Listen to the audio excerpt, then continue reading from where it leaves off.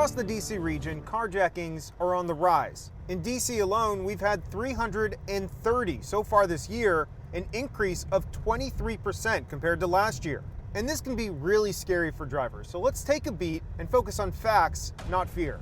Let's verify some tips on how to avoid becoming a victim with some help from our source. There has been a substantial increase. Sergeant Valkyrie Barnes from DC Police's Carjacking Task Force. Barnes tells us that there isn't just one hotspot for carjacking. It's happening all across the city, but they are seeing many happen in areas with nightlife, where drivers may be distracted. Typically, our carjacking victims are victimized when they're most vulnerable, when they're not paying attention or their focus is redirected elsewhere, they're on the phone. And she says that these carjackings tend to be crimes of opportunity, meaning it's not typically about the quality of the car. So just because I don't have a BMW or Mercedes, my Jetta's not safe, is what you're saying.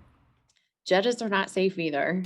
So let's get to the tips. First, Barnes says that you should avoid distractions when idling in your car. That means not looking at your phone. With a lot of our investigations, the complainants fortunately are very forthcoming with the fact I was sitting in my car, I was on my phone. This is the bullet idea. And this is why rideshare drivers are so often the victims, forced to idle often and look at their phones for new orders. Barnes adds that you should avoid distractions during transition points, getting in or out of your car, and that includes taking out the headphones. Tip number 3, consider adding a vehicle tracker to help with enforcement. And lastly, tip number 4, if a carjacker does try to steal your car, don't fight back.